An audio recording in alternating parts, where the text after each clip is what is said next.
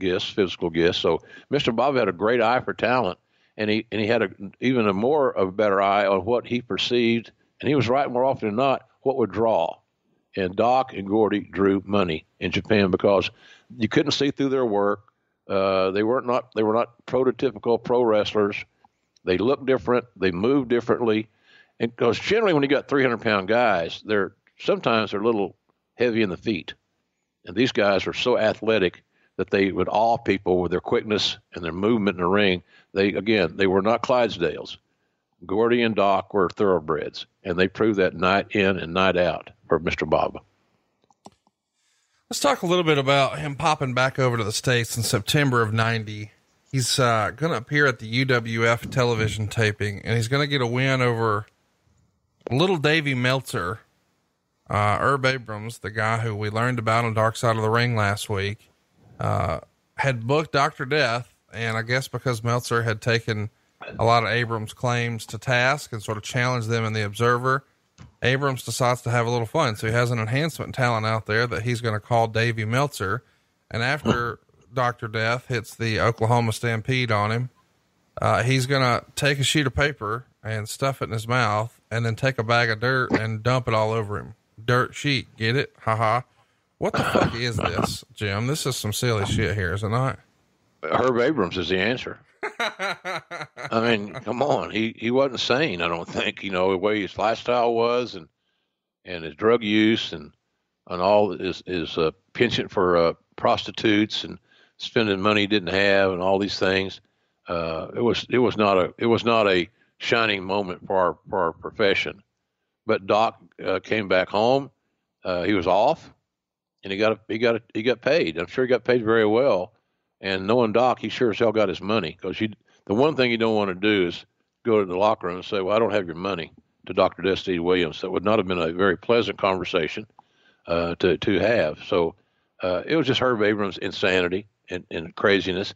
Look, Cornette might say the last original idea that Herb Abrams had died of loneliness, because he steals the UWF name, which he could do legally, because for whatever reason, it wasn't trademarked. It wasn't registered. Don't know why. Falling through the crack type thing, but that was, I don't think, he and I talked about that. It was just Conrad is simply a payday. Right. That's all. And when he got there, he didn't know, he didn't book himself against, Davey Meltzer. Right. That's what Herb Abrams did. So, it was just a payday. Simple as that.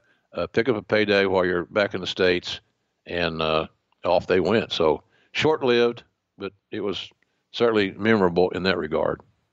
He pops back over to Japan, and he's working for All Japan here and working with some all-time greats: Terry Funk, Johnny Ace, Dynamite Kid, Johnny Smith, Doug Furness, Dan Spivey, so many. And then we round out the year 1990 on December 7th.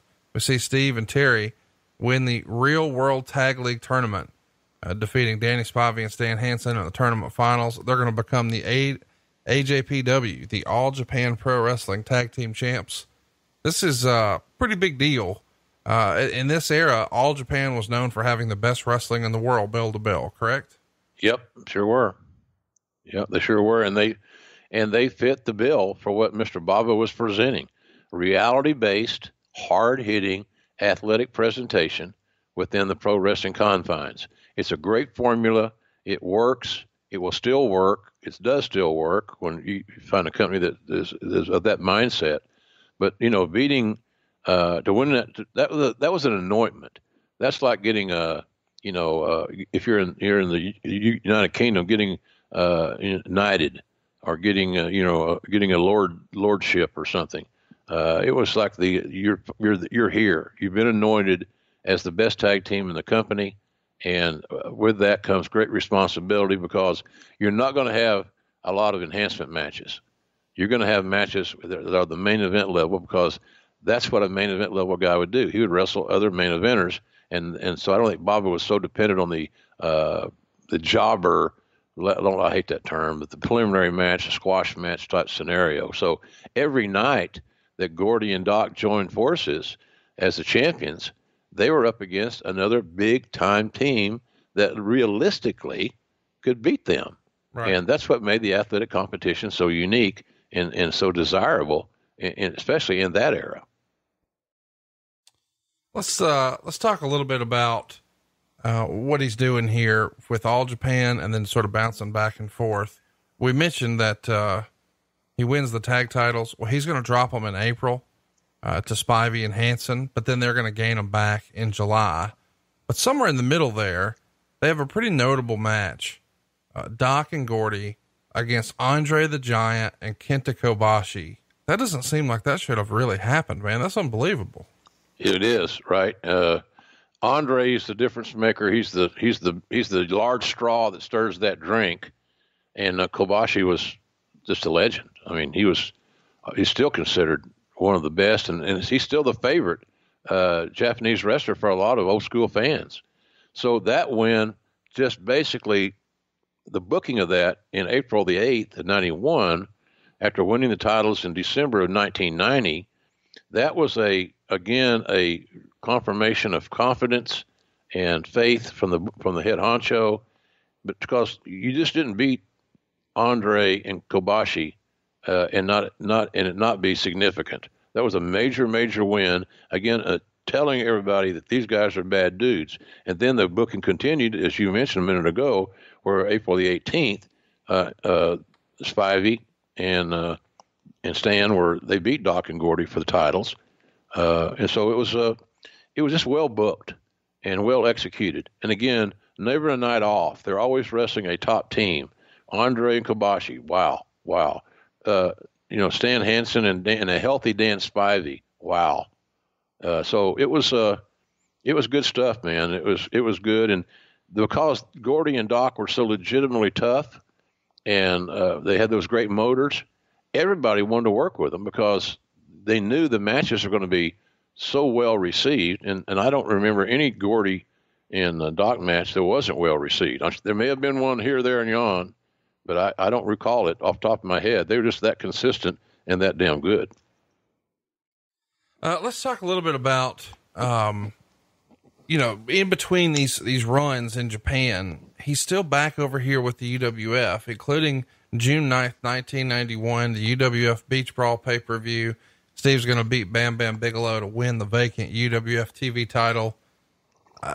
For whatever reason, Herb Abrams really likes booking Doc. Do you think it's because of the association with the original real UWF, or he just knew great wrestling talent and Doc wasn't under contract anywhere in the States? Or what's the thinking as to why this continued to work, Doc and Herb Abrams UWF? Well, looking at borrowing the UWF name that Herb Abrams did and having an athlete on the elite level that Dr. Death was, and knowing that he built his reputation in UWF, it was a natural marriage if you're going to use that name. So I don't know that that Herb Abrams had a great gift for spotting great talent. I don't know that they've made any stars in this incarnation of the UWF, any new stars. They may have. I don't know. I don't think they did. So Doc was already established. He had the UWF, the original UWF reputation, legacy, association. So I just think it helped promote that wannabe brand that, of course, as we know by as you mentioned, watching Dark Side of the Ring, didn't last that long. No, not at all. All right, let's run a timeout right now and tell everybody about our friends over at cupofjoes.com. Cupofjoes.com is home to over 50 brands of cigars, including favorites like Monte Cristo, Acid, Java, Davidoff, Rocky Patel, Christoph, and more. Whether you're looking to try a new cigar in singles or get a whole box, they've got you covered with both great prices and excellent customer service. Check out the site. It's cupofjoes.com/podcast. And you're going to get a special deal just because you listen to my show here. Or you can drop an email to info@cupofjoes.com to reach one of our awesome cigar specialists. The cigars are carefully stored in our beautiful walk-in humidor to ensure your cigars come fresh and humidified. cupofjoes.com/podcast also has lighters, cutters, and all the other cigar accessories that are available that you could ever need. Check it out. We appreciate cupofjoes.com sponsoring the show and hope that you get a special hookup at cupofjoes.com/podcast. Well, I don't know how much of the Japan stuff you were really there for, or that we want to sort of run through, but let's just say he's become a legendary tag team wrestler here, competing in this Real World Tag League tournament again in 91. During that tournament run, he picks up a win over Andre the Giant and Giant Baba. They make it to the finals. They beat Misawa and Kawada to win the tournament again. And by the way, if you're out of the loop, I can't recommend going to watch a match like that enough. Just the four players, Doc and Gordy against Misawa and Kawada, is just out of this world. Once you get into 92, they are going to drop those tag titles in March. But what's most important from our standpoint is he's coming back to America, baby. And WCW is going to host the NWA World Tag Team Turtle Tournament. And Doc and Gordy are knee deep in it. They come back for the Clash of the Champions 19 on June 16th. It's round one of the tournament, essentially a squash match. But later that night, they defeat the Steiner brothers in the quarterfinals. And that was a surprising result to a lot of fans in the day. The Steiner brothers had, not been losing a lot. And so when you see these two guys from Japan come in, even though they're American, they hadn't been on WCW TV in a little while, and they pick up a win over the Steiners. Hell of a match. Four hard hitting, down and dirty, old school wrestling guys. But I think most fans, myself included, the Steiners are going to win this, but that wasn't the result.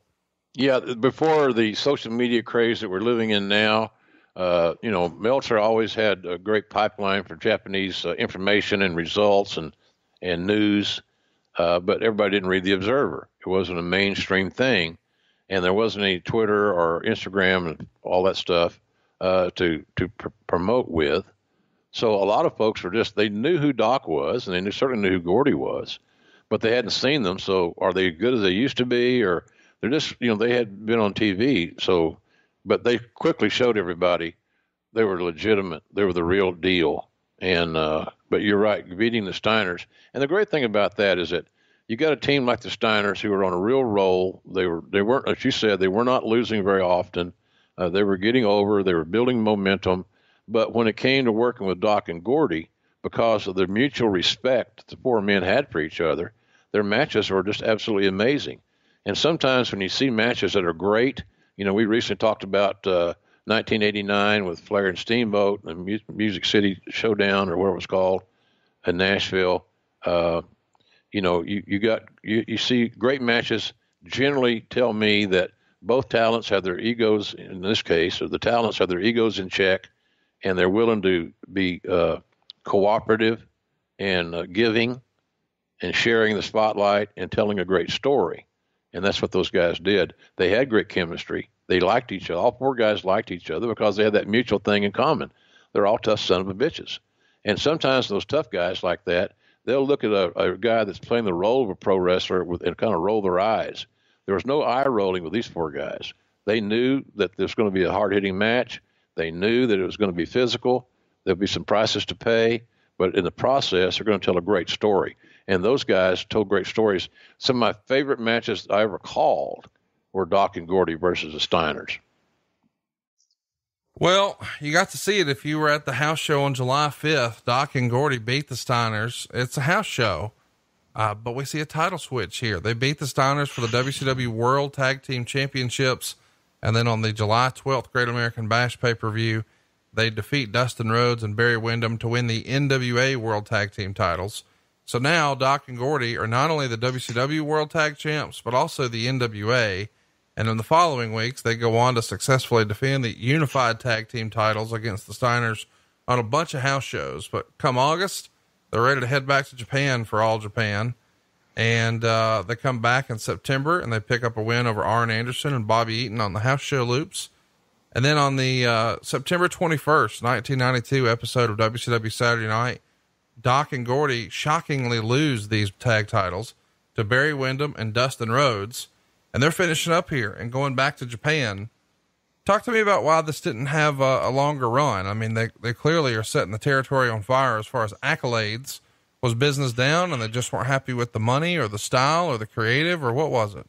I think they had commitments and a strong loyalty to Mr. Baba.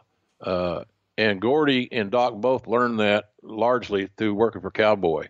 They had confidence in the booking. They had strong leadership. They're being managed or led by another alpha male that had been there and done that and had great success.